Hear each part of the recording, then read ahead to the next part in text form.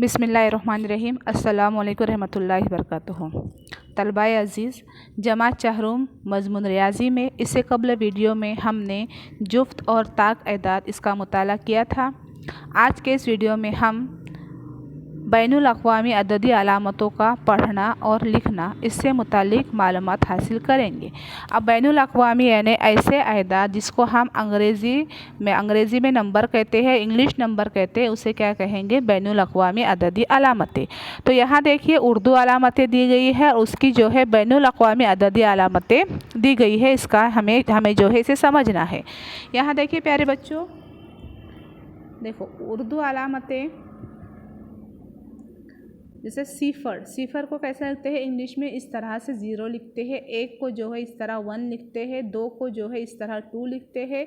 3 को जो है इस तरह 3 लिखा जाता है। 4 को जो है इस तरह 4 लिखते हैं। उसके बाद जो है 5 है तो इसको जो है इस तरह से 5 लिखते हैं। 6 है तो इसको 6 लिखा जाता है। 7 है उसको 7, 8 है उसको 8 और 9 है इसको 9। तो इस तरीके से यहाँ ऊपर देखेंगे ये जो लिखी गई है उर्दू अलामतें और यहाँ पर जो है नीचे लिखी गई है वो बैनुल अक़वामी या तो फिर इंग्लिश अलामतें।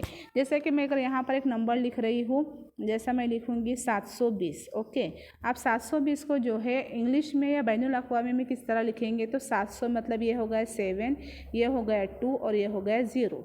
यानी इसको जो है 720 को जो है हम इस तरह से क्या कर सकते हैं? लिख सकते हैं। आई बात समझ में?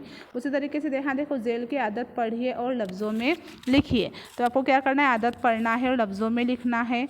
उसी तरीके से यहाँ देखिए, जैसे मैं कुछ आदत आपको बता रही हूँ, जैसा अभी ये इंग्लिश में लिखा गया, क्या लिखा गया है? 4536। तो अब इसको क्या करना है? हमको जो है उर्दू में लिखना है। तो उर्दू में कैसे लिखेंगे हम? 4536। तो ये जो लेसन है बहुत ही सिंपल है, इसको जो है आप जो है आराम से कर सकते हैं। उम्मीद करती हूँ कि आपको समझ में आ गया होगा। जज़ाकल्लाह।